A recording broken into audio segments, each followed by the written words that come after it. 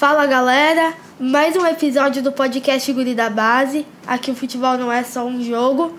E a gente tá aqui no nosso episódio 17, simplesmente com o Lauro, né? Outros mais íntimos, Laurinho Guerreiro, grande ídolo do Juventude, símbolo da torcida. Então esse episódio vai ser especial. Fala, Lauro. Boa noite, Léo. Para mim é um prazer estar participando contigo aqui.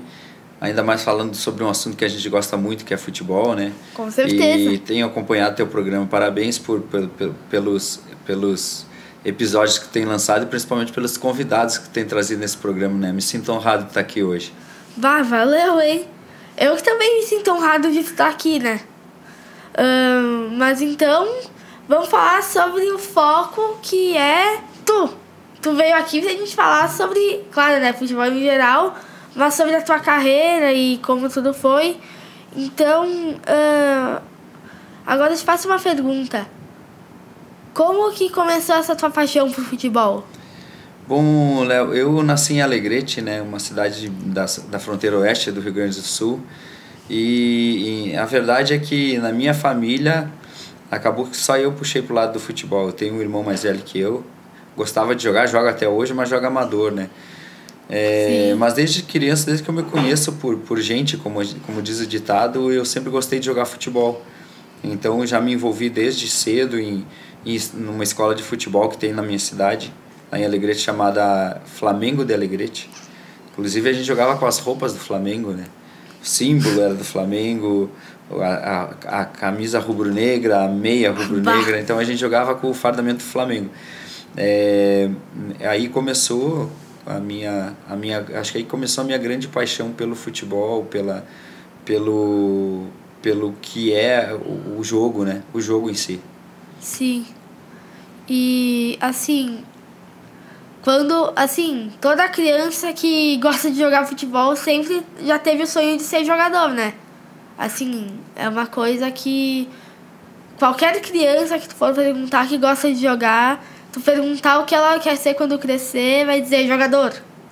Sempre jogador. E assim, tipo, tu sendo uma criança sonhadora, né? Tu chegava a imaginar que em algum momento tu poderia ser, assim, o ídolo de uma torcida inteira, grande igual a torcida do Ju? Olha, eu não sei se é pela nossa criação mesmo, assim, Léo. Eu nunca pensei no que futebol poderia me proporcionar, sabe? Eu sempre foquei no jogo. Eu amava o jogo, eu amava estar com a bola no pé, eu amava estar no ambiente do futebol. Eu nunca me preocupei em ficar rico com o futebol quando era criança. Eu nunca me preocupei em fazer grandes contratos, em jogar na Europa, em jogar em algum clube. Eu só queria jogar. Então, para mim, eu sempre sonhei em me tornar um jogador de futebol. E eu estava disposto a me esforçar, a trabalhar para que aquilo ali acontecesse. Mas eu nunca planejei, eu vou chegar aqui, eu vou chegar lá, eu vou ser ídolo, eu vou ser... Isso nunca passou pela minha cabeça. Só deixou tudo acontecer. E perfeito. Então, assim, eu acredito que pelo próprio esforço, pelo próprio foco que eu tinha no esporte, eu acabei conquistando coisas maiores do que eu sonhava, né?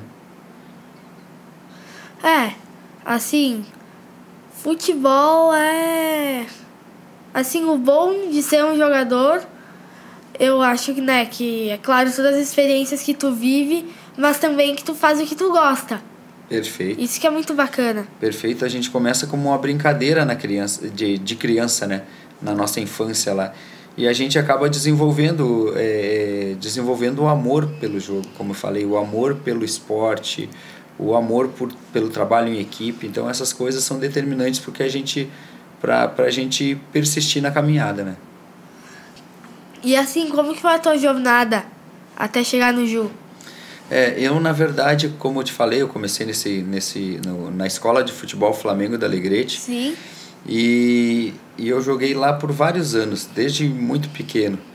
E disputei vários torneios, então fui fazer teste em algumas equipes do Brasil. Tive fazendo teste no São Paulo, eu fui 2 vezes, o tempo que a base do São Paulo ainda era no Morumbi, não era em Cotia, onde é hoje, lá nos anos 80 ainda.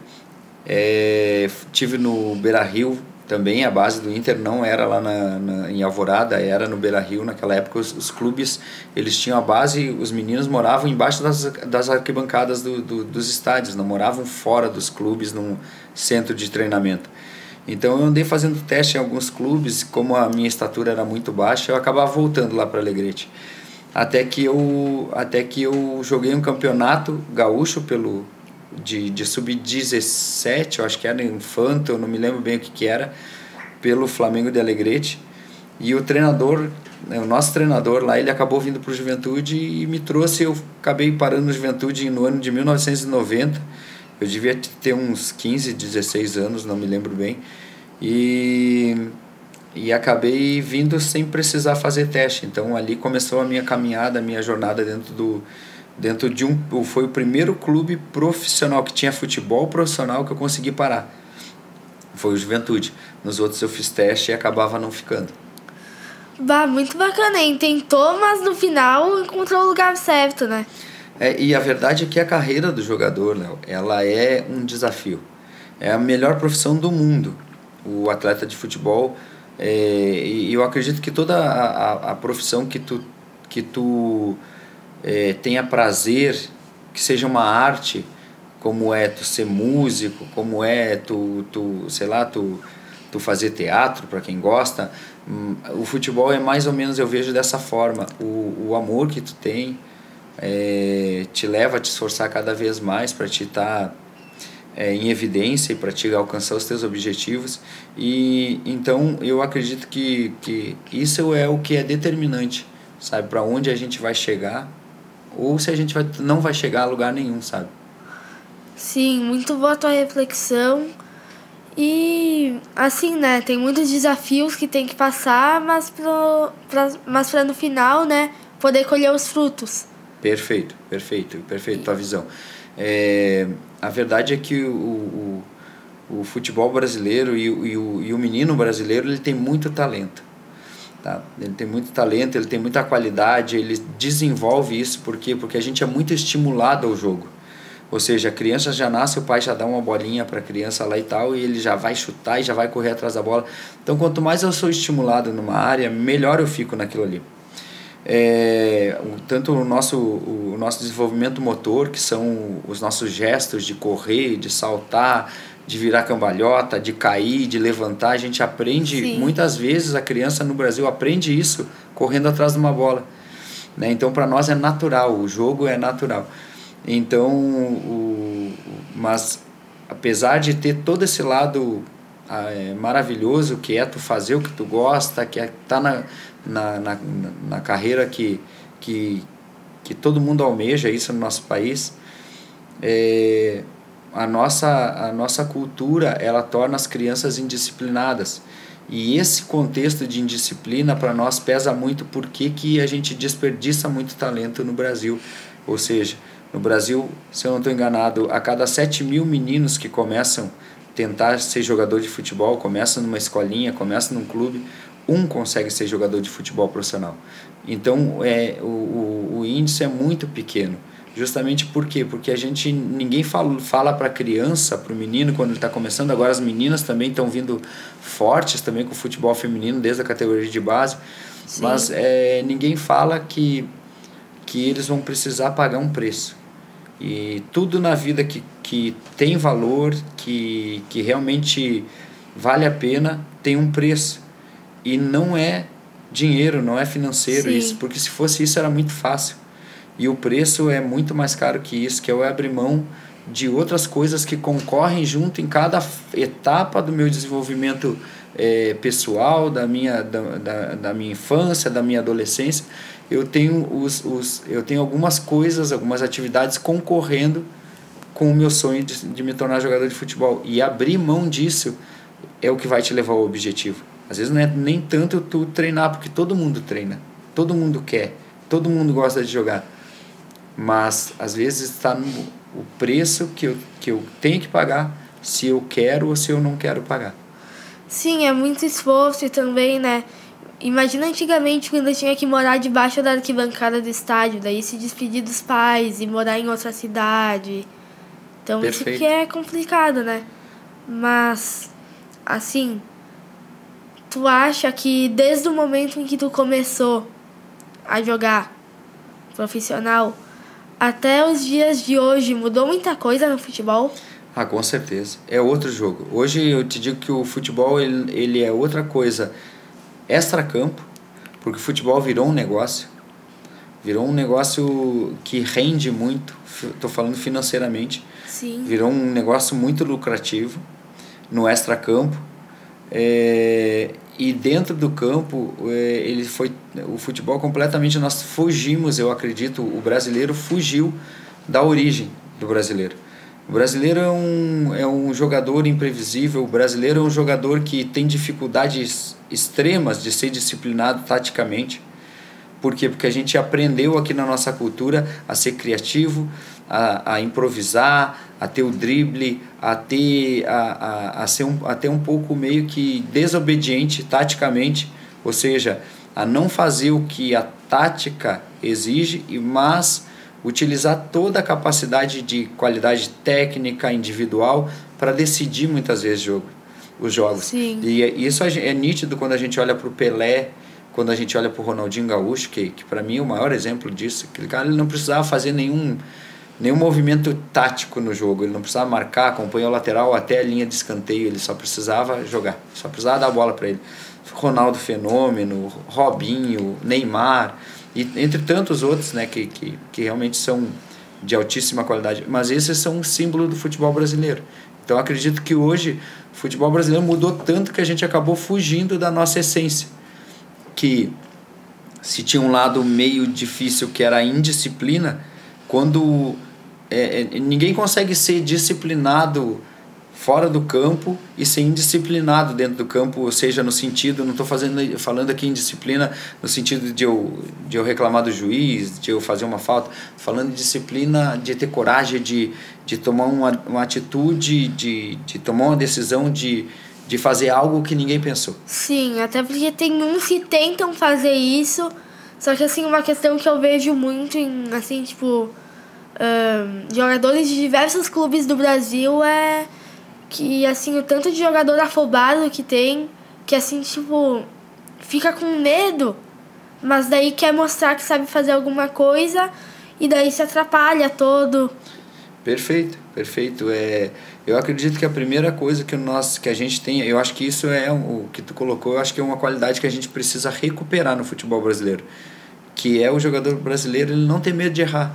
O jogador brasileiro nunca teve medo de errar, por isso que a gente errava tanto e acertava tanto, e quando a gente acertava, a gente sempre foi muito corajoso. Então eu acho que a gente perdeu um pouquinho a coragem. A gente às vezes assiste jogos de clubes na Série A do Campeonato Brasileiro, que são clubes extremamente de fazer só o que se espera, tocar para o lado e para trás, para o lado e para trás. Ou seja, ninguém arrisca, ninguém quer se arriscar, se expor. Sim, sabe? Então eu acho que esse é o caminho que a gente precisa ter uma retomada no nosso futebol. Mas eu também acho que isso tem muito a ver com o técnico, por exemplo, do time, porque assim é ele que coordena tudo. E, por exemplo, olha o Juventude do Roger Machado. Assim, era um Juventude que estava jogando muito, tirou o Inter da Copa do Brasil, do Gauchão, quase que ganhou o Gauchão, né? Até o Roger ir pro Inter e também mudar o Inter. Só que assim, o tanto de técnico que, assim, tipo, fica segurando o jogo no empate, ou faz um gol e já fica retrancado tocando a bola pro lado, isso não é o futebol que a gente gosta de ver. Isso, mas eu acredito assim, que o protagonista do futebol, para mim, e sempre vai ser o jogador. É quem joga, quem decide, é quem está dentro do campo. Um treinador ele pode ser muito bom na semana, e eu acho que o grande trunfo do treinador é ele ser um gestor de pessoas. Porque todo mundo é diferente, não existe ninguém que seja calmo. É um time que tu vai ter 10 pessoas calmas, isso até nem seria bom. 10 caras tranquilos e que eles nada tira eles daquela paz de espírito deles. Não é bom isso para uma equipe. Uma equipe que realmente tem que ter alguém que é sanguíneo, alguém que reclama, alguém que divide, alguém que disputa, alguém que é o cara que vai dizer toca a bola para mim, que eu vou para cima, se eu perder 10 bolas eu vou pegar a próxima, eu vou ir para cima de novo. Então um grupo ele é feito disso. O treinador, eu acredito que o maior desafio do treinador seja ele aprender a lidar com esse tipo de pessoa. Aí eu acredito, aí vem uma visão que eu tenho de que o treinador brasileiro ele está tentando entrar aí por um caminho do europeu, desde a categoria de base, desde as escolinhas. Hoje em dia a gente se ouve muito falar em modelo de jogo, desde que apareceu os primeiros treinadores no Brasil falando sobre periodização tática, que quem falava mais era o Mourinho, era o Guardiola, o Klopp. Então a gente vê que o treinador ele não se preocupa em entender onde que o Léo vai produzir mais. Sim. Será que o Léo vai produzir nessa posição ou será que o Léo vai produzir naquela lá? O treinador não se preocupa em melhorar o gesto técnico do jogador. Quando a gente está falando em treinador, a gente está falando em alguém que treina o outro. A gente não está falando de alguém que é alguém pronto para chegar ali e vai fazer o que eu quero. Não, eu vou treinar, eu quero potencializar o atleta que eu tenho. Primeiro, eu tenho que ser como um pai, eu saber dar uma direção para ele, se ele fez alguma coisa errada no extracampo, eu corrigir ele, eu disciplinar ele, eu falar firme com ele, por quê? Porque ele não pode prejudicar não pode prejudicar o grupo. Dentro do campo eu dar liberdade, dar coragem como um pai, encoraja um filho, dizer não vai lá e faz, tu errar 10 vezes, vai e faz de novo, que pode deixar que eu bato no peito aqui fora. Mas ele entender que cada um tem uma qualidade, não adianta isso. Se tu é um menino que é articulador, tu é um menino que gosta de jogar com a bola no pé, não adianta te dizer assim, ó, tu só vai acompanhar o lateral e tu não quer que tu saia daqui, que tu fique aqui, porque o meu modelo de jogo me exige isso. É que cada jogador tem as suas próprias qualidades, estilos de jogo, mas assim, o que eu acho sobre aquela questão que tu disse antes sobre os modelos de jogo do futebol europeu é que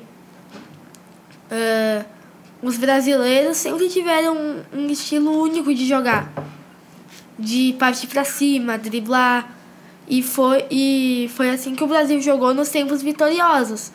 Só que hoje em dia os europeus jogam assim, o futebol deles é mais avançado, só que assim, eles jogam assim porque eles não têm a capacidade de drible de um brasileiro. Eles não têm essa ginga que a gente tem. Perfeito. E a gente que tem esse recurso, a gente não pode abrir mão dele para jogar igual os europeus. É isso que eu acho. E resumindo o que tu falou, Léo, os europeus, taticamente, eles são muito melhores que nós e a gente nunca vai conseguir ser como eles. Eu tô falando não só do brasileiro, mas do jogador sul-americano. Porque é cultural isso. Quando tu pega, há pouco tempo atrás, uns anos atrás, quando eu jogava, ainda tinha um francês chamado Thierry Henry. Sim. E o Brasil ganhou a Copa do Mundo e eu não lembro que época foi que o Thierry Henry falou assim, que o jogador brasileiro ele era muito mais habilidoso porque o jogador brasileiro não ia para a escola. Enquanto o francês estava estudando, o brasileiro estava jogando futebol. Então, foi uma crítica injusta que ele fez com a gente, mas lá no fundo tem um pouco de verdade nisso, sabe? Porque para nós, a nossa cultura, hoje em dia os pais são bem mais exigentes, mas quando eu comecei a jogar futebol, eu larguei a escola para jogar futebol. Sim. Não se exigia que se estudasse, entendeu? Naquele tempo não tinha um 9º ano, né? Eu sou do antigo. Sim. Tinha até a 8ª série, e depois vinha o 2º grau, ensino médio. Só quem fez o 2º grau sabe, né? 2º grau nós ficava os reis daí. Então, puxa, não fiz nem o 2º grau. Quando cheguei na 8ª série, eu falei pro meu pai lá em Alegrete, parei de estudar e eu vou jogar futebol. E, tipo, lógico que meu pai tentou me convencer, mas não teve jeito. Então, para mim, o estudo não era um valor. Eu fui voltar a estudar com 30 anos, quando eu já jogava no profissional. Aí que eu fui voltar a estudar, terminar o ensino médio, fazer uma graduação. Aí, hoje eu sou graduado em Educação Física. Para eu poder trabalhar no meio do futebol, eu fiz a graduação em Educação Física. Então a gente realmente, o nosso contexto de disciplina tática, ele é baixíssimo. Ele é baixíssimo do brasileiro, por quê? Porque a nossa cultura não nos leva para esse lado. Sim. Se tu pegar antigamente a gente falava assim, se tu pegar um jogador japonês e falar para ele, o treinador falar assim, tu fica 2 horas fazendo embaixadinha aqui, nessa sala, mas eu vou sair, eu não vou ficar te cuidando. E quando ele voltar, o japonês, o europeu vai estar fazendo embaixadinha. O brasileiro vai estar sentado, vai dizer, não, eu cansei, parei, eu já sei fazer. Tu entende? Vai estar fazendo qualquer outra coisa. Essa é a característica do brasileiro. Agora, no que o brasileiro é bom, no improviso, no drible, na finta, na criatividade. E eu acho que quando nós, eu falei ali no começo, a gente não tem que voltar para o passado. Nem tem como voltar para o passado. Sim. Mas a gente precisa voltar urgentemente no nosso futebol às origens. E talvez o caminho sejam os treinadores. Sabe, os treinadores voltarem a dizer assim, não, puxa, eu preciso ter um time que valorize o futebol arte, o futebol brasileiro, aquele futebol que sim, vai ter que ter um pouco mais de disciplina porque são outros tempos, mas a gente precisa desengessar um pouco o jogador brasileiro, falar, não, vai, tu é bom nisso, faça isso. O Neymar ainda é um grande exemplo disso. Ainda é um grande exemplo. Rafinha é um exemplo. O Rafinha que está no Barcelona é um exemplo disso. Está sendo um dos melhores do mundo. Savinho do City é um exemplo disso. O Rodrigo. A gente ainda tem grandes jogadores. Sim. O Vinícius Júnior. Ainda são jogadores que eles podem a qualquer momento eles decidir uma partida. Só isso que tem a essência do Brasil. Assim, uma coisa que também é da essência do Brasil é assim, tipo, ataque, e daí drible ofensivo na ponta. Só que daí a gente pensa, quem a gente tem de lateral, por exemplo? Assim, se a gente pegar nossa lateral é quem? O Wanderson. Mas por que hoje se tem pouco esse tipo de jogador? Por que hoje nós não temos um camisa 10 no Brasil, um meia clássico? Por que a gente tem dificuldade de fazer laterais? Porque a gente mudou o nosso sistema de jogo. A gente deveria estar investindo em meninos da tua idade, Léo. Ensinando a ser meia, ensinando a ser lateral, ensinando a ser extrema de habilidade, de ir para cima, ensinando, sabe, a chutar com o pé direito, com o pé esquerdo, a ter controle de bola, a ter coragem de fazer as coisas. Agora, se eu sou teu treinador, hoje eu chego pro time que tu treina, onde tu treina, e eu digo assim, ó, vocês só vão fazer o que eu quiser hoje aqui. Eu já estou cortando vocês. Eu já estou colocando vocês dentro de uma caixinha e tentando manter vocês controlado, bitolado dentro do que eu quero. Porque se der certo, não vai ser vocês que vão ser promovidos, vai ser eu que vou ser promovido. Então acho que no Brasil também tem essa grande insegurança dos treinadores que eles pensam assim, eu não posso deixar eles fazer tudo o que eles querem, porque eu quero ser promovido. Se eu estou na sub-15, eu quero ir para 17 que ganha mais, eu quero ir para 20 que ganha mais, eu quero ir para um time profissional. Então eu quero me promover. E antigamente a gente jogava com treinadores, inclusive o seu Adão Pereira, que foi o treinador que me trouxe para o Juventude, um senhor negro, que foi um pai para mim naquele tempo lá, quase 2 metros de altura, não sabia ler, sabia pouca coisa de escrever, e sempre trabalhou em categoria de base, nunca quis ir para o profissional, porque ele falou, não, o meu propósito é ensinar aqui. Então, para ensinar, assim como uma professora nos ensina na escola, um treinador de categoria de base, para mim, ele deveria ter didática. Ele deveria ensinar como se ensina um instrumento. Apertar uma corda, dar uma batida, sabe? Dar uma soprada ali. Então, ele deveria ensinar, passo a passo. Eu quero um lateral. Esse menino bate bem com a perna esquerda, o outro bate bem com a direita. Então, eu vou ensinar o passo a passo para ele o que é marcação, se apresentar para o jogo e cruzar para a área, saber cruzar para a área. Por que a gente tem dificuldade? Nós não treinamos isso. A gente não prepara hoje para isso. Tu entende? Eu acredito que principalmente na categoria de base, já que o teu podcast aqui é guri da base, principalmente na categoria de base, hoje jogam mais forte e corre mais rápido, mais alto. Por quê? Porque esses vão ganhar título. Mas eu não vou formar o jogador que o Brasil precisa. Essa é uma visão individual minha, assim, é pessoal. Não quero ser o dono da verdade, mas para mim tem muito disso. E o futebol também é um jogo que vem mudando de tempo em tempo, então, assim, né?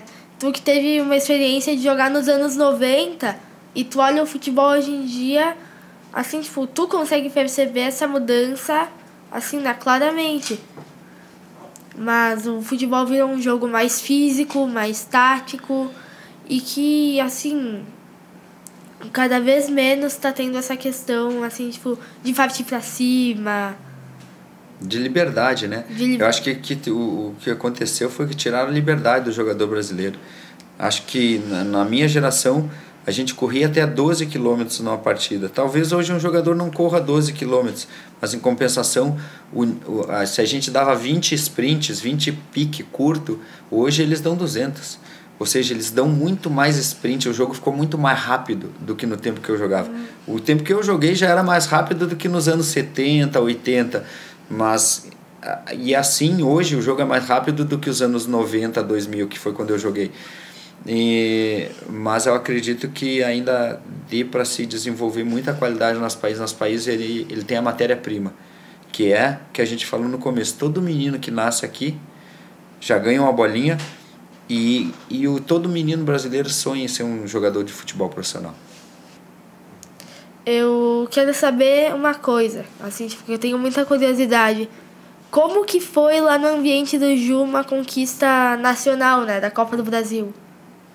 Olha, na verdade, quando a gente joga num clube mediano do futebol brasileiro como é o Juventude, todos os anos a gente se prepara e a gente sonha em ganhar algum campeonato. Mas a gente sabe que os desafios serão muito grandes, né? Porque o investimento de um clube como o Juventude é bem menor, como a gente já falou, que o futebol é um negócio muito lucrativo, então o investimento do Juventude é bem menor que o investimento da maioria dos clubes. Sim. E naquele tempo a gente teve ainda o prazer de ter um patrocínio forte, ter uma patrocinadora forte na época, e através desse patrocinador a gente acabava vindo muito jogador do Palmeiras, que era o mesmo patrocínio, vinham direto do Palmeiras para o Juventude. Então ali se criou, e a gente conviveu num ambiente onde tinha muito jogador com mentalidade vencedora, e isso eu quero que tu guarde isso. Que tu guarde essa frase, mentalidade vencedora. Isso é fundamental em qualquer coisa que eu for fazer na minha vida, mas principalmente quando é jogo, quando é competição. Então a gente aprendeu que se eu quisesse vencer o jogo no domingo, eu não me preparava para o jogo no sábado, eu me preparava na segunda. Depois, logo na segunda-feira eu tinha que começar a me preparar para o jogo de domingo, e quando terminava o jogo domingo eu já queria me preparar para o outro, já começava na noite de domingo a preparação para o outro. Aí que vem do preço que a gente fala. Então, convivendo com esses profissionais de alta qualidade, pessoas simples, pessoas que trabalhavam muito, eu acredito que tudo aquilo ali foi nos preparando para a gente ganhar a Copa do Brasil, porque em 94 eu e mais uns 10, 12 jogadores da categoria de base do Ju, a gente já participou do grupo que foi campeão da Série B do Brasileiro. A gente conseguiu um título brasileiro já no primeiro título que a gente conquistou, foi a Série B do Brasileiro. Então fomos jogar a Série A. E a gente fez campanhas boas na Série A. Ganhamos o Gauchão, o Campeonato Gaúcho de 98, e eu acredito que tanto 94 como 98 foi a preparação para 99 a gente ganhar a Copa do Brasil. Então, todo Juventude, todo o clube foi se preparando para aquele momento, que foi o nosso auge, né? Até hoje o nosso auge. Eu torço para que o Juventude conquiste outros títulos.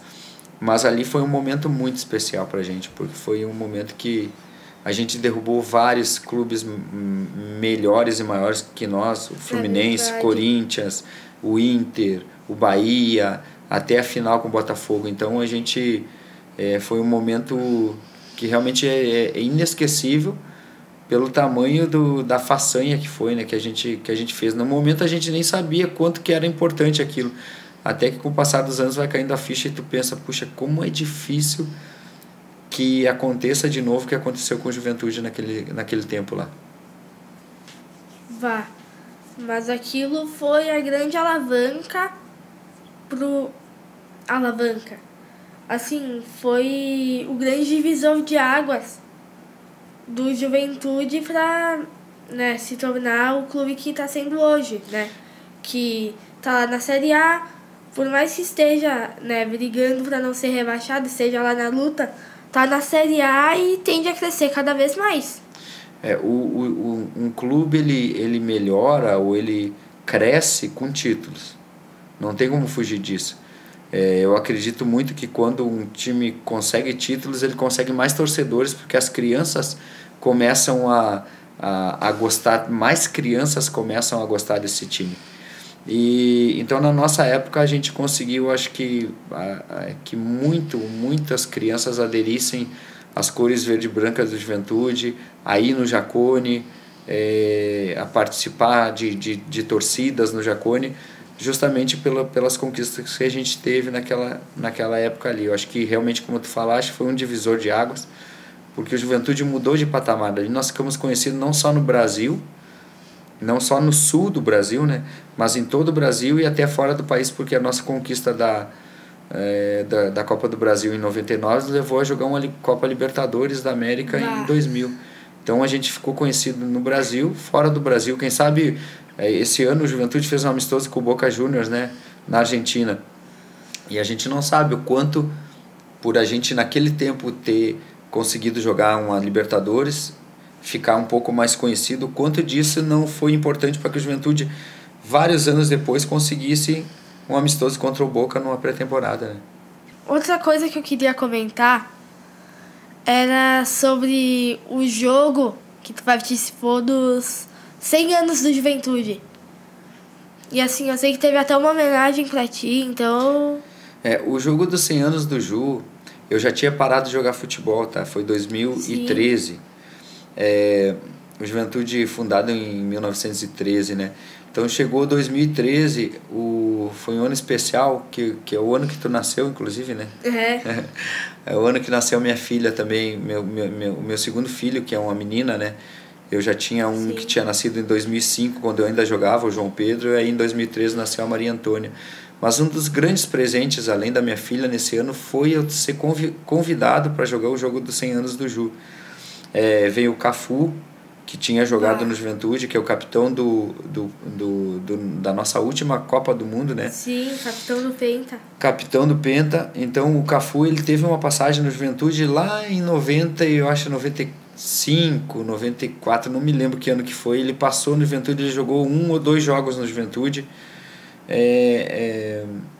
Antes dele ir para o Palmeiras, né? Parece que São Paulo vendeu ele para o exterior e colocou uma cláusula que ele não poderia vir direto para o Palmeiras. Sim. O primeiro clube dele no Brasil não poderia ser o Palmeiras. Então a Parmalat, que era a patrocinadora, comprou o passe dele e colocou ele no Juventude 2 jogos e levou para o Palmeiras. Mas então ele participou dessa construção de um Juventude mais conhecido. Foi muito importante para nós os jogos que ele jogou, e também muito importante ele ter voltado aqui nos Jogos dos 100 anos. Então eu fiquei muito feliz de participar junto, de aí o meu filho já com 8 anos poder me ver eu jogando de novo, né? Que o último jogo que eu tinha feito ele tinha 5 anos. Então, ele poder me ver de novo jogando com a camisa do Juventude, eu poder dar a camiseta do jogo dos 100 anos do Ju para ele, foi um momento extremamente especial e um momento que para mim foi um presente que Deus me deu ali, porque eu estava com saudade até de entrar no Jacone já. Muito legal, hein? Foi muito legal, um momento especial para mim. E daí teve uma homenagem para ti? Na verdade, assim, eu acredito que naquele momento o Juventude ele homenageou alguns jogadores que fizeram a história, né? Sim. Então não foi só para mim, mas para vários jogadores que, se eu não estou enganado, foi nesse ano dos 100 anos que o Juventude fez como se fosse uma seleção dos 100 anos. E daí deram um quadro com uma foto de cada jogador, tipo, o melhor goleiro, ou então o goleiro que mais a torcida lembrava, o melhor lateral, o melhor zagueiro, e ali eu tenho o quadrinho de melhor volante da história da Juventude. Então, para mim, uma honra, né? Em todo esse tempo que tu jogou no Juventude, no Palmeiras, no Jundiaí, qual foi o adversário mais difícil que tu já chegou a enfrentar? Tu fala o clube mais difícil que eu enfrentei, o time mais difícil, ou tu fala o jogador que é o mais difícil de enfrentar? Assim, o time mais forte que você já chegou a enfrentar. Olha, a gente pegou vários clubes bons, né? Principalmente nos anos 90, todo time, quase que todo time ele tinha 4, 5 jogadores conhecidos. O Brasil tinha vindo da Copa do Mundo de 94, que tinha vencido, Sim. e ia vencer em 2002. E a maioria desses jogadores que passaram pela seleção, eles jogavam aqui antes de ir para a Europa. Então, assim, eu acredito que São Paulo era muito difícil de jogar no Morumbi nesse tempo. A dupla Grenal não se fala aqui, né? O Grêmio, o tempo que tinha o Olímpico, era muito difícil de jogar lá. O Grêmio, com o time que ganhou Libertadores lá nos anos 90, lá, a gente passou algum tempo sem ganhar do Grêmio, não conseguia ganhar daquele time. O Inter era muito difícil de jogar também.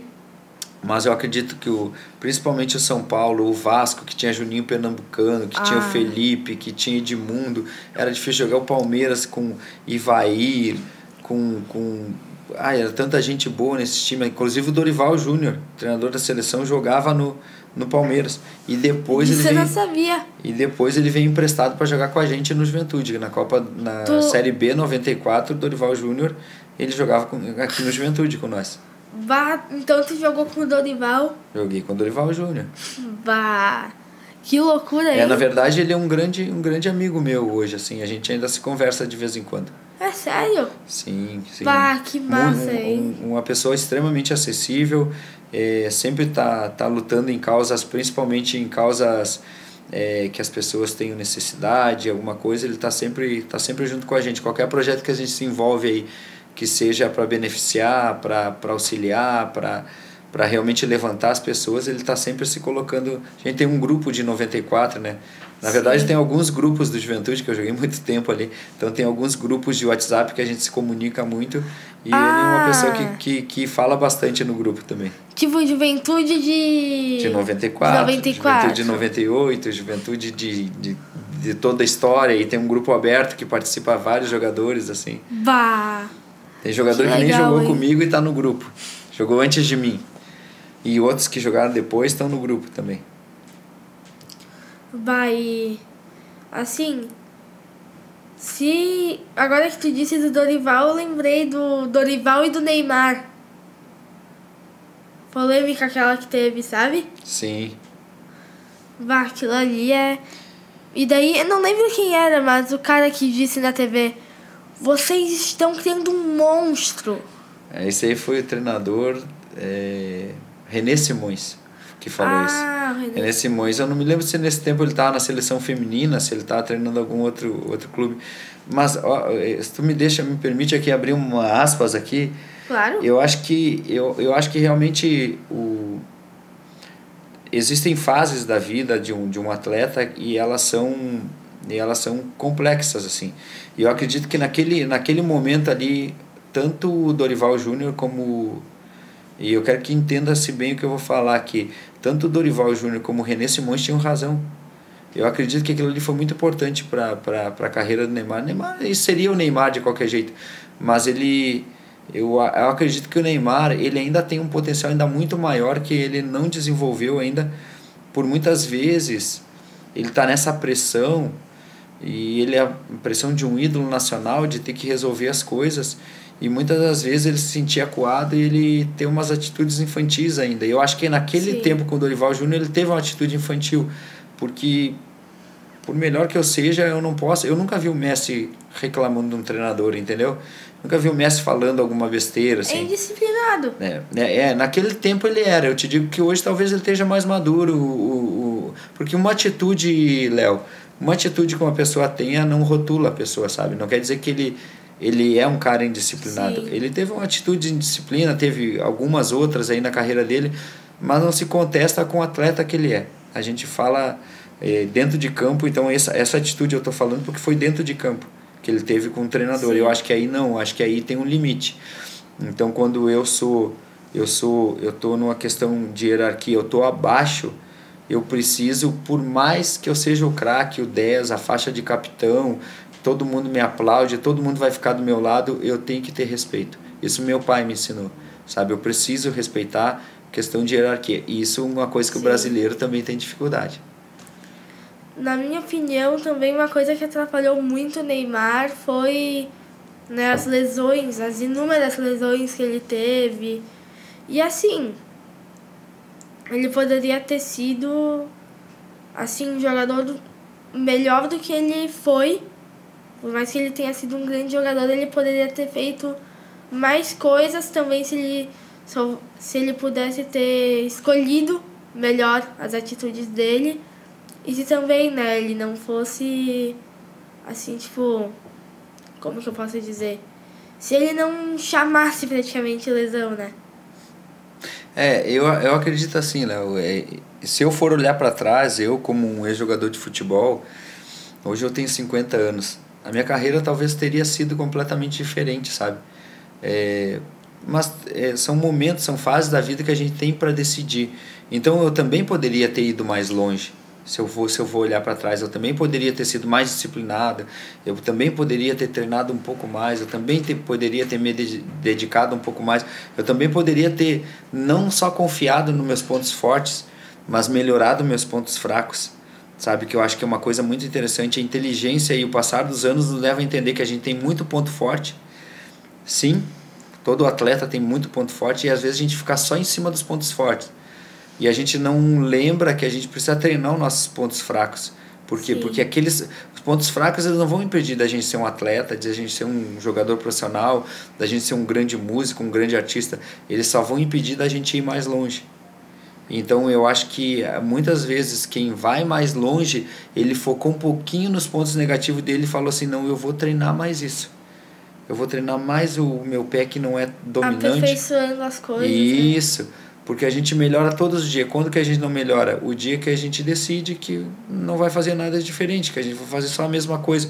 E o jogador de futebol brasileiro, ele gosta de fazer a mesma coisa todo dia. De deixar ele jogar futebol e churrasco todo dia, né? É verdade, jogador brasileiro é festeiro. não tem. E eu te falar assim, né? Também vou abrir outro parênteses aqui, que eu passei a minha vida inteira e eu sempre tive uma preocupação de mudar um pouco o estereótipo do jogador brasileiro, mas não eu mudar os outros. Sim. Com as minhas atitudes eu mudar o estereótipo do jogador de futebol brasileiro. Ou seja, eu sou um cara que eu nunca fui pra noite. Isso eu falo com orgulho, não falo. Eu nunca fui pra noite. Eu fui marido de uma mulher só. Eu não bebia nada. Não tinha uma noite que eu dizia assim, vou passar das 2 para dormir, só se fosse final de ano e Natal. Sim. Senão não. Dormia cedo, comia comida, não era um cara desregrado para comer, sabe? Tanto que eu tenho 50 anos e eu vivo como hoje a minha saúde, eu me sinto como se eu tivesse 30 anos. Eu jogo futebol ainda, eu não tenho problema nenhum, eu não tenho problema de sobrepeso, eu não tenho problema de nada, de dor, assim, sabe? Então, mas isso tudo é fruto de algo que o esporte trouxe para minha vida, uma mentalidade de uma vida inteira, não é de algo que começou há 1 ano atrás, porque um médico me falou que eu tinha alguma coisa, não, começou quando Sim. eu tinha a tua idade jogando futebol. Então, eu não tomo refrigerante, eu não procuro não comer muito doce, eu procuro não fazer um monte de coisa, porque eu não sou mais jogador de futebol, mas eu sou atleta. A minha vida é uma vida de atleta. Então eu preciso estar sempre bem. Por quê? Porque isso é a forma de eu mudar um pouco, sempre foi, e continua sendo, de mudar o estereótipo. Quando eu estava jogando futebol, tentar mudar o estereótipo do jogador de futebol. Festeiro, baladeiro, beberrão, infiel nos relacionamentos, fiel em qualquer contrato que fazia. E eu procurei ser o oposto. E hoje eu sou o oposto também do ex-jogador de futebol. Porque eu continuo treinando, eu continuo me preparando não para um campeonato, mas preparando para eu ter uma velhice boa, saudável, Sim. sabe? Brincar com meus filhos, brincar com meus netos futuramente, sabe? Sim, isso é muito importante, né? Se cuidar para depois também colher os frutos, né? Isso se chama preferência temporal. Né? Preferência temporal é a gente abrir mão de coisas, de prazeres momentâneos por recompensas futuras e recompensas eternas, sabe? Então é a capacidade que a gente tem, e todo atleta ele deveria pensar nisso. Por quê? Porque quando eu não estou indo para uma balada, de repente isso vai ser determinante para eu me tornar não que eu vou jogar mais, mas o corpo do atleta a ferramenta de trabalho dele. Não tem como tu dormir mal, comer mal e treinar forte, e treinar bem, e ter uma musculatura forte que não vai machucar. Eu tive pouquíssimas lesões na minha carreira, enquanto jogadores com muito mais talento que eu tiveram muito mais lesões na carreira, foram muito mais longe, mas tiveram muito mais lesões, entende? Sim. Então, eu acredito que a preferência temporal ela é fundamental para qualquer profissão, mas principalmente para quem é atleta, que tem em si o seu instrumento de trabalho. O instrumento de trabalho do jogador de futebol não é a bola e nem a chuteira, é ele, é o corpo Sim. dele, é a máquina que Deus deu para ele. Coração, pulmão, cérebro, perna, músculo, nervo, osso. Então isso tem que estar tudo muito bem preparado e muito bem descansado também. Sim. E isso aí tu tá certo. Quanto mais o jogador se descuidar, mais ele tem tendência a ter lesões. Por exemplo, se o jogador tomar muito refrigerante, os ossos ficam fracos. Daí um cara dá um carrinho nele e ele quebra a perna. É isso aí. E também uma coisa que eu acho que pode ser um dos motivos do Neymar se lesionar tanto é que, assim, ele tem um estilo de jogo muito provocador, ele vai e parte pra cima, e isso acaba deixando os jogadores irritados, e daí tem uma hora que o jogador fica sem paciência e já quer fazer a falta nele. Na verdade, nós estamos falando de um jogador que ele ainda é o maior representante do nosso futebol brasileiro, né? Que é o Neymar. Então, ou seja, é um cara que ele chama a atenção, ele tem uma habilidade acima da média, ele tem a capacidade de drible acima da média. Eu nunca me machucaria tanto como o Neymar, porque eu batia nos outros, né? Eu mais fazia falta do que levava falta, eu mais tomava cartão, né? do que os outros tomavam cartão por me chegar em mim. Ou seja, eu aprendi desde cedo a ser extremamente competitivo. Então é outro tipo de jogador, o teu corpo é outro tipo de osso, de músculo, tudo mais preparado para o combate mesmo, né? Tanto que um dos meus maiores orgulhos é ser chamado de guerreiro, né? Para mim, eu prefiro ser chamado 1000 vezes de guerreiro do que de craque. Até porque eu sei das limitações que eu tinha, então para mim o apelido de guerreiro nunca caiu tão bem, sabe? Sim, que a vida tem que estar bem como tu era quando jogava. E como eu sou hoje. Porque assim, né, o que a gente... Existe um negócio que se chama arquétipo. A gente sempre tem as pessoas que dizem assim, eu gosto da águia, eu gosto do lobo, eu gosto do leão, eu gosto de qualquer um desses arquétipos. É algo que te simboliza. Algo que simboliza a tua forma de ser. Para mim, o maior arquétipo para mim é o guerreiro mesmo. O guerreiro é o cara no campo de batalha, com a espada na mão, com armadura, com escudo, e era assim que eu me sentia dentro do campo, e é assim que eu me sinto todos os dias quando me acordo. Eu tenho certeza assim que eu nasci para isso, eu nasci para o combate. Às vezes o combate é contra mim mesmo, contra a minha preguiça, contra como estar na minha zona de conforto. Às vezes o combate é contra os desejos que tem dentro de mim que querem me puxar para trás. Fica mais um pouco na cama. Não faz isso de novo. Para que tu vai para academia hoje se tu nem joga mais? Para que tu vai fazer isso? Então comigo eu não negocio com isso. Porque isso é o que eu acredito que justamente isso é o que nos prende numa versão velha da gente. E a gente tem que estar sempre se melhorando. Sempre se melhorando. O celular agora, né, que é moda celular, né? Esses smartphone, de tempo em tempo vem uma atualização, né?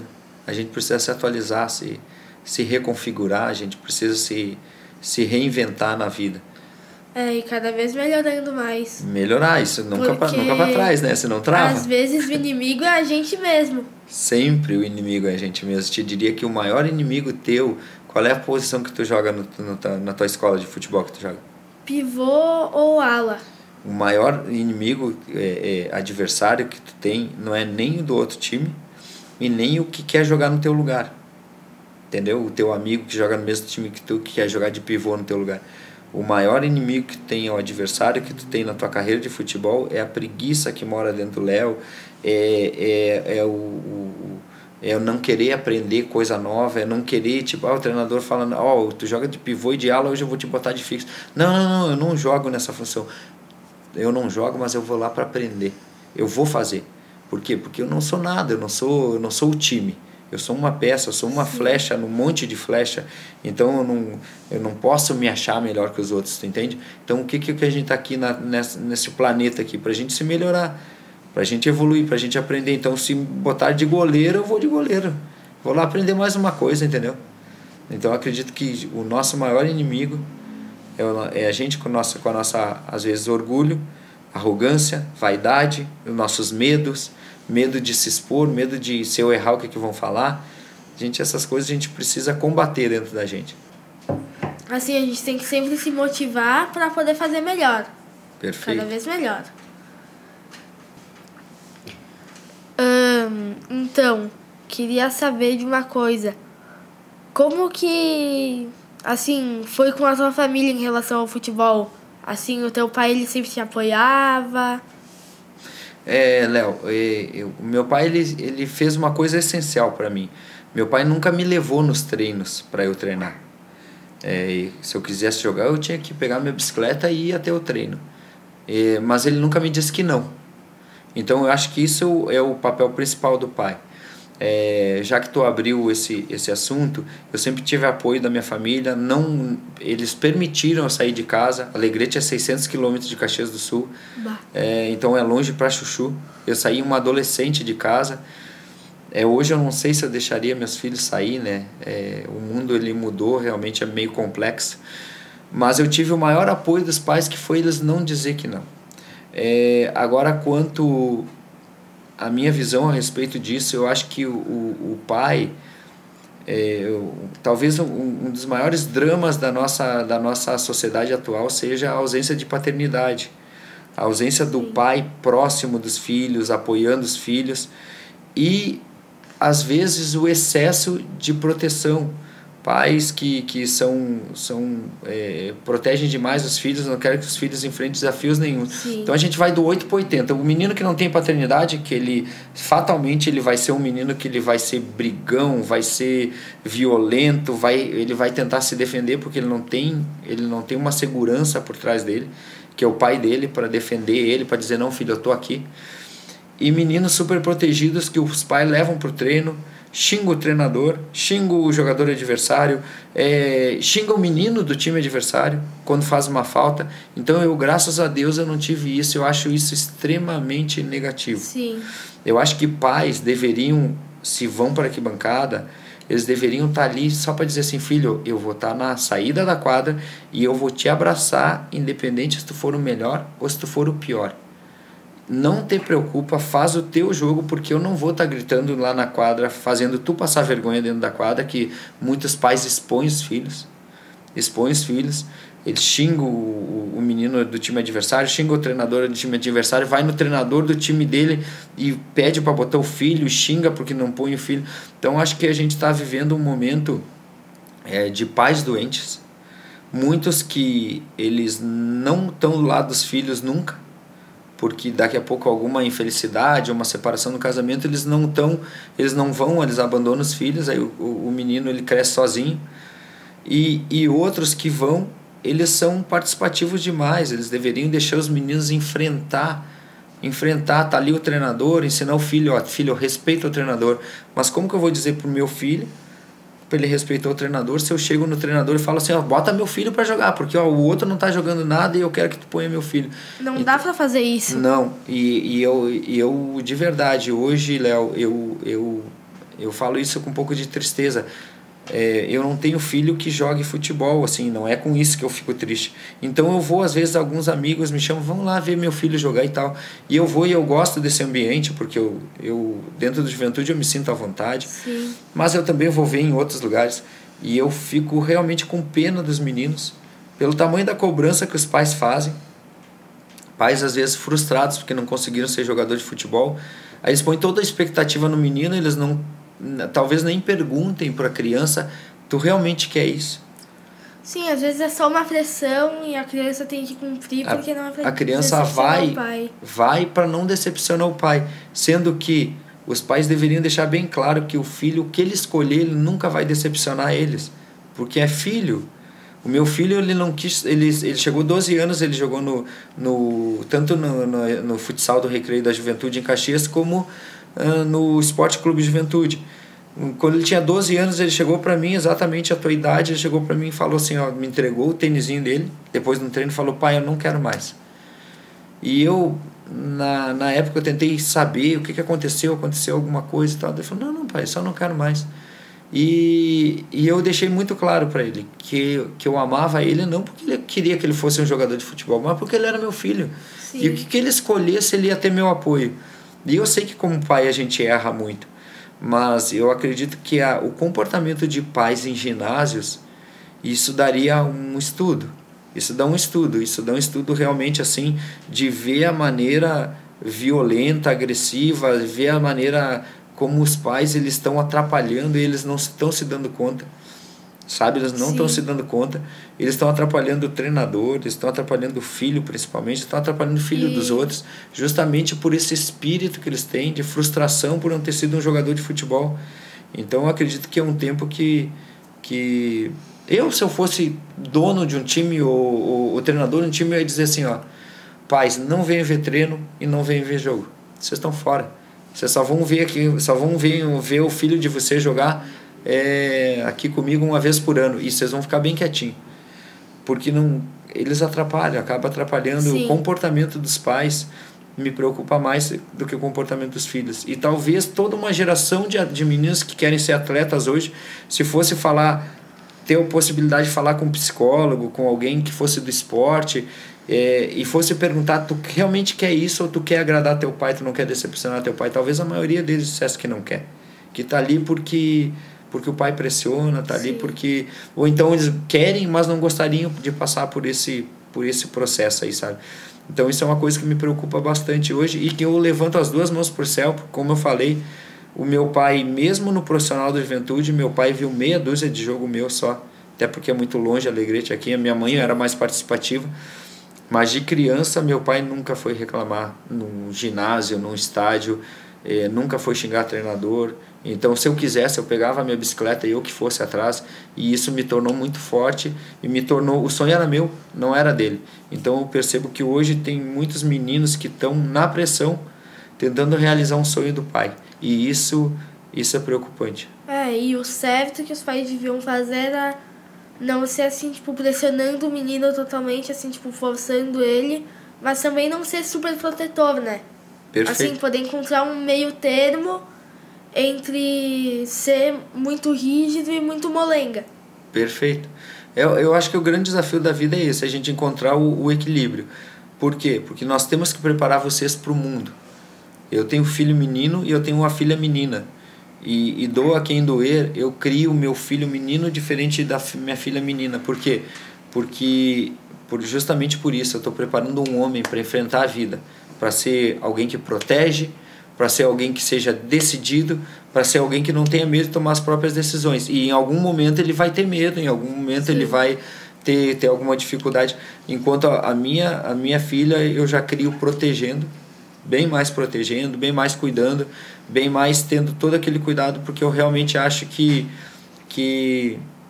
a criação ela tem que ser um pouquinho diferente mesmo. Os meninos eles têm que ser preparados como meu pai fazia. Não digo que o mundo hoje não tem como fazer isso. Falar assim, pega a tua bicicleta, quer treinar, pega a tua bicicleta, tá aqui e vai e treina.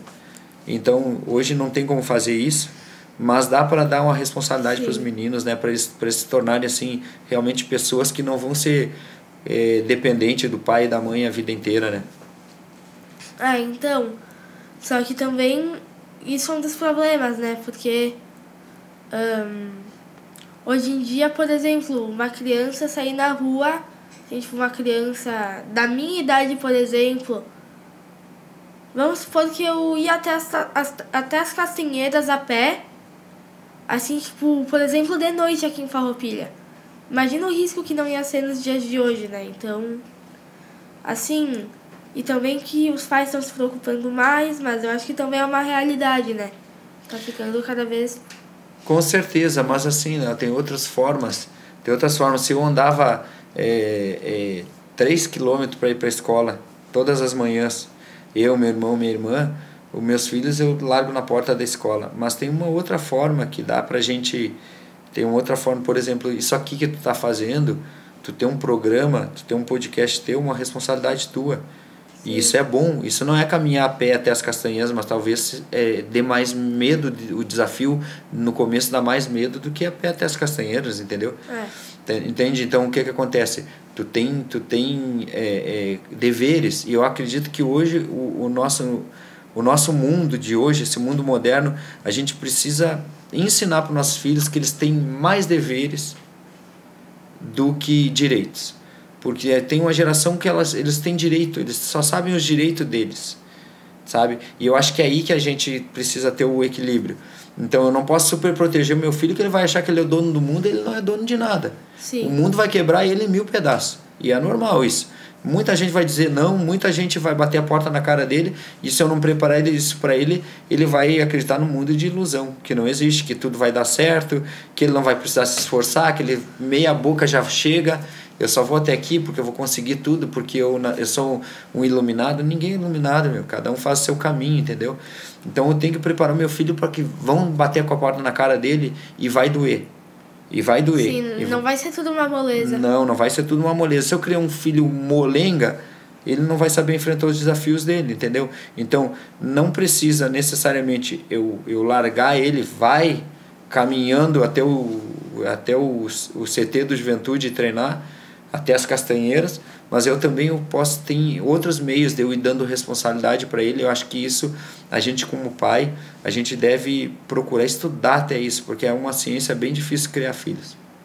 Sim, e assim também tem que ver o que o filho quer, né? Principalmente isso. Assim, às vezes é um ambiente muito agressivo em casa e a criança, assim, tipo, o pai fica pressionando pra ser jogador e a criança nem sabe o que falar, não quer ser, mas não tem como falar por medo. Sim, isso aí, perfeito. Então eu acho que tem bastante caso disso. Eu acho que sim, eu acho que tem que ter um ambiente de acolhimento em casa, no sentido de... É lógico que assim, né? Pô, filho tem 6 anos, ele quer ser astronauta, mas ele não quer ir pro colégio. Não vai ser astronauta nunca. O filho tem 10 anos, ele quer ser guitarrista de banda de rock. Aí tu fala, tu tem que estudar guitarra todo dia, 5 horas, 6 horas por dia. Ah, não quero. Então não, tu vai viver no mundo do sonho. Tu quer ser, eu quero ser jogador de futebol com 15 anos. Quero ser jogador de futebol, mas eu não quero treinar. Tu não vai ser nunca. Não adianta nós colocar nosso filho no mundo de sonhos, sabe? Não existe isso. Tu quer, tudo na vida tem um preço. Tu pode ser o que tu quiser. Hoje eu tô te falando aqui, Léo. Hoje tu tá aqui como uma área da tua vida. Tu tá aqui como um apresentador de um podcast. Mas tu pode ser o que tu quiser. Tu pode ser um jogador de futebol, tu pode ser um piloto de Fórmula 1, tu pode ser um guitarrista de banda de rock. E eu citei isso porque era o que eu queria ser na minha adolescência, quando eu era criança. Sim. Alguma dessas coisas. Mas vai depender do preço que tu quer pagar. O quanto que tu quer estudar, o quanto que tu quer treinar, o quanto que vão te dizer assim, ó, tu não é bom e tu não vai ficar aqui no time. Tu fez um teste no time, eles vão te bater a porta na cara e tu vai dizer assim, eu vou mostrar que eu sou bom. E eu vou mostrar pra mim que eu sou bom. Eu não vou aceitar essa palavra aí como última. Não vou brigar com ninguém, vou pegar minhas coisas, vou me preparar melhor ainda e daqui a pouco eu volto de novo. E vou de novo e bato naquela porta. Até a porta abrir. Isso está na Bíblia, tá? Na Bíblia tem um versículo que diz assim, que é pra gente buscar e a gente vai achar, é pra gente bater e a porta vai se abrir.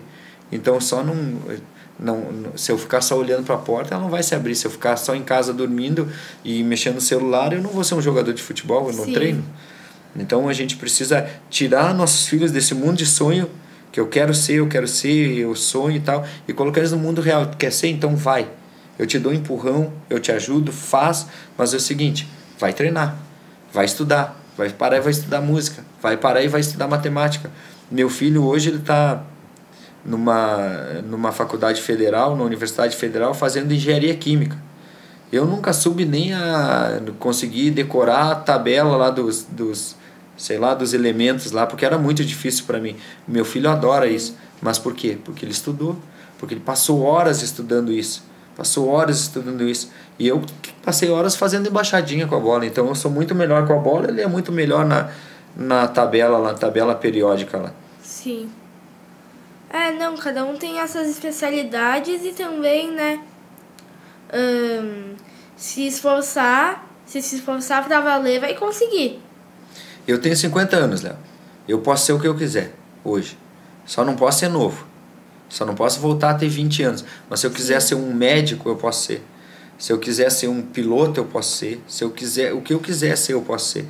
A gente só não é na nossa vida que a gente se limita muito. A gente, mas eu já tenho 50 anos, o que que eu vou... Não, isso não é mais para mim. Quem que disse? Quem disse que eu não posso voltar para o banco de uma escola, de uma faculdade e me formar, fazer alguma outra coisa? Entende? Quem que disse que eu não posso aprender uma coisa nova? Lá em Alegrete tem um ditado que diz que papagaio velho não aprende a falar.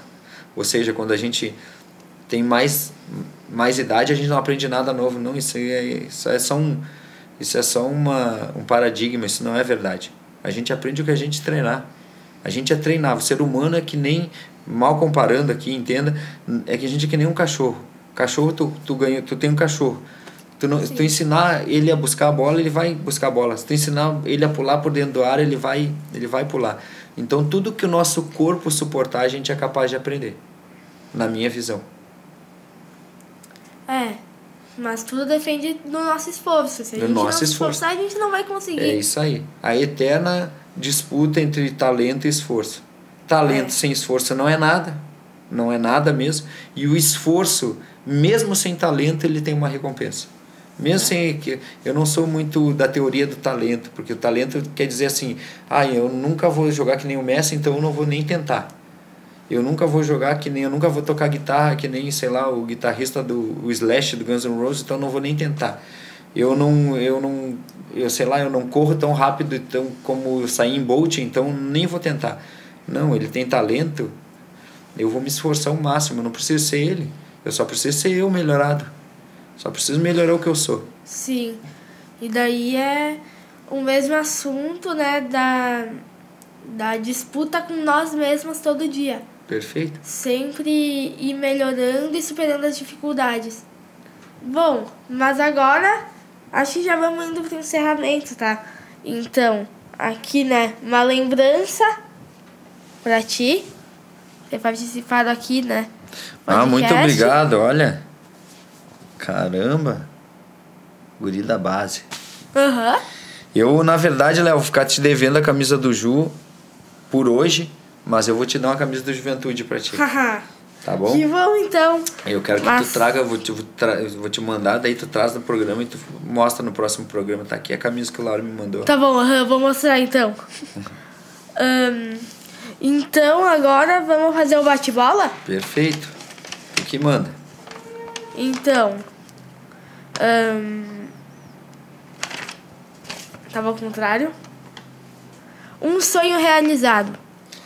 Não tem como fugir, né, Léo? O meu sonho que eu realizei foi me tornar jogador de futebol profissional. Assim, time do coração já vamos pular, né? Porque essa aí... mas eu quero confessar isso. A gente precisa confessar, né? Eu sou o Ju, né? Não, mas... Aí, né? Acho que todo mundo já imaginava. Um jogo inesquecível.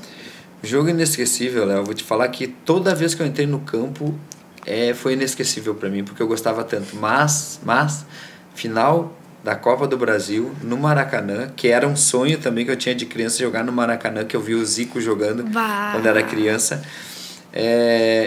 O Maracanã, a última vez que o Maracanã teve mais de 100 mil pessoas. O Maracanã hoje não tem capacidade para 100 mil pessoas, mas naquele tempo que colocaram cadeiras, né? Naquele tempo tinha a geral do Maracanã. E daí a geral do Maracanã ficava só aquelas personagens, assim, ficava todo mundo de pé ali. 103 mil pessoas teve na final da Copa do Brasil, quando a gente foi campeão. Um ídolo e por quê? Na verdade, assim, eu costumo dizer que eu não tenho ídolo, tá? Eu tenho referência. Eu citaria da minha adolescência, assim, o melhor jogador que eu vi jogar na minha adolescência, quando eu tinha a tua idade, chamava Diego Armando Maradona. Eu vi ele jogar na Copa de 86 pela Argentina, que a Argentina foi campeã. Ele foi o melhor jogador que eu vi na minha geração jogar futebol. E lógico que eu não admiro o extracampo do Maradona, tá? Na minha geração também, o ídolo que eu tinha, que eu admiro muito no extracampo, é o Zico, que era o 10 do Flamengo. Então, que também é contemporâneo do Maradona, mas o Zico não tem comparação ao extracampo, né? O Maradona...